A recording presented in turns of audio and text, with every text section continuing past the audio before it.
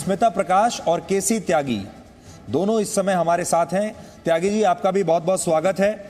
आपसे मेरा सवाल, क्योंकि आप जेडीयू के बहुत वरिष्ठ नेता हैं, इस बार जेडीयू का प्रदर्शन वैसा नहीं है जैसा पहले रहा था, और ऐसा लगता है कि जो गठबंधन है बीजेपी और जेडीयू का, उसे जेडीयू नीचे खींच रही है।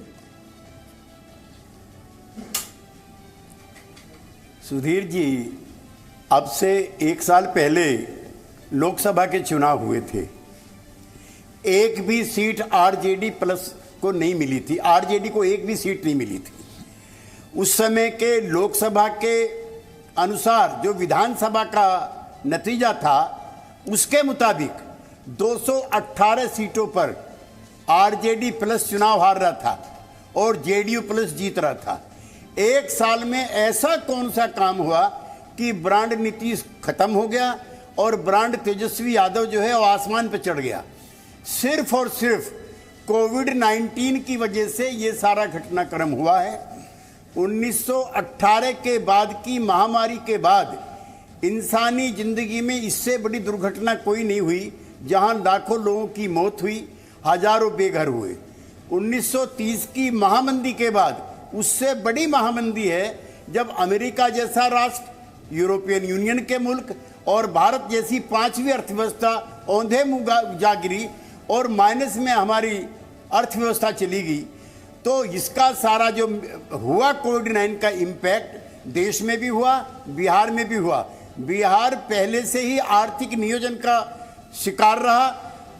ईस्ट इंडिया के जो राज्य हैं, चाहे बिहार हो, चाहे झारखंड हो, चाहे आसाम हो, चाहे उड़ीसा हो या पश्चिमी बंगाल हो, यहाँ से निरंतर 50-60 साल से पलायन हो रहा है, खास तौर से बिहार से।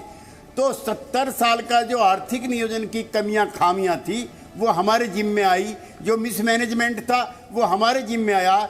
जो वहाँ पे कल कारखाने नहीं लगे बंटवारे के बाद, वो हमारे जिम्मे आए। जितने कल कारखाने लगे बिहार में श्री बाबू के बाद, वो सब के सब झारखंड में चले गए। सारे बड़े शहर वहाँ चले गए। बरौनी जितने भी कारखाने थे, चाहे स्टील का था, कोल का था, माइन का था, तो उसके बावजूद भी नीतीश ब्रांड ने वहाँ की जो जीडीपी थी स्टेट की, उसको 12-13 पॉइंट तक पहुँचा दिया, जो नेशनल एवरेज से भी ज़्यादा है। इसलिए सुधीर जी, जब विश्लेषण कर रहे हो तो ये ध्यान रखो कि 1 साल में कहीं भी आरजेडी के नेता दिखाई नहीं दिए। वहाँ पर आरोप था कि इस प्रारंभिक 3 महीनों में तेजस्वी यादव कहाँ हैं, लेकिन जो जीता वही सिकंदर, जिसको पिया चाहे वही सुहागिन। जी, तो त्यागी जी, इस कोरोना काल में 2 बड़े चुनाव हुए हैं। एक अमेरिका का चुनाव हुआ है और एक बिहार का चुनाव हुआ है। एक बाइडन और एक बिहार।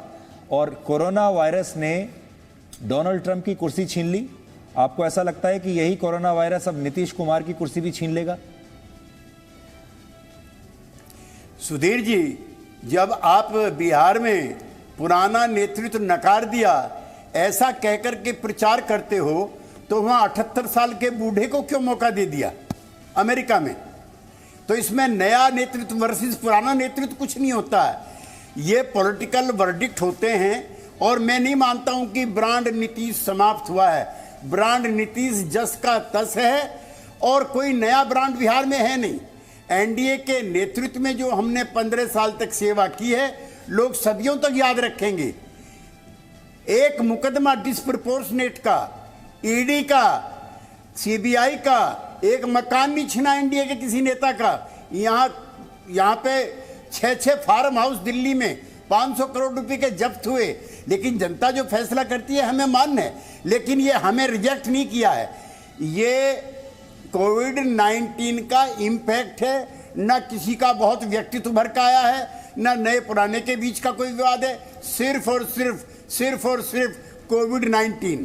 जी त्यागी जी, आपको ऐसा लगता है कि इस जो अभी तक रुझान आ रहे हैं उससे ये भी समझ में आता है कि जनता ने भ्रष्टाचार को, चारा घोटाला को, परिवारवाद को, सबको माफ कर दिया है? अब जनता भ्रष्टाचार को बुरा नहीं मानती?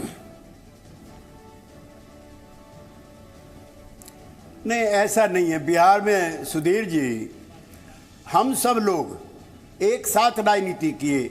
सुशील मोदी, रविशंकर प्रसाद, शरद यादव, मैं, नीतीश कुमार, लालू प्रसाद, रामविलास पासवान, हम सब जेपी मूवमेंट की उपज हैं। दुर्भाग्यपूर्ण तरीके से सिर्फ और सिर्फ लालू प्रसाद जी पर ये सारे आरोप लगे। डिस्प्रोपोर्शनेट का भी मुझको याद है, हम जनता दल में थे और लालू जी हम सब लोगों के मुख्यमंत्री थे। जब अदालत के फैसले के बाद उनको जेल जाना पड़ा तो HD देवेगौड़ा थे, रामकृष्ण हेगड़े थे, शरद यादव थे, रामविलास पासवान थे, हमारे जैसे छोटे आदमी भी थे। उन्होंने अपनी धर्मपत्नी को उत्तराधिकारी के रूप में चुना। तो ये नहीं कर्पूरी ठाकुर ने, लोहिया ने हमें सिखाया था, जयप्रकाश ने, कि आपके बाद आपका बेटा, आपके बाद आपकी बेटी, आपके बाद आपकी पत्नी। अब ये सारी मान्यताओं को उल्टा कोई करना चाहता हो तो करे, मैं नहीं मानता हूं। मैं परिवार, फिर इंदिरा गांधी का परिवारवाद सबसे अच्छा है। त्यागी जी, वो तो कुलीन भी है, वो तो जवाहरलाल का है, वो तो मोतीलाल नेहरू का है। त्यागी जी, आलोक मेहता जी हैं हमारे साथ, वो कुछ कहना चाहते हैं। आलोक जी बोलिए।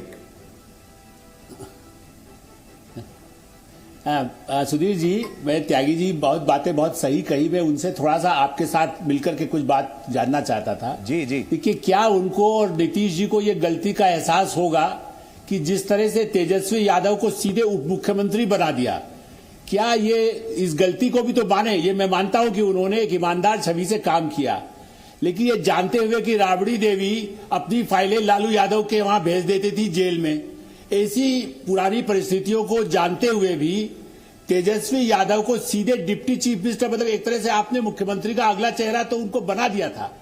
क्या ये गलती भी आप समीक्षा के रूप में मानेंगे?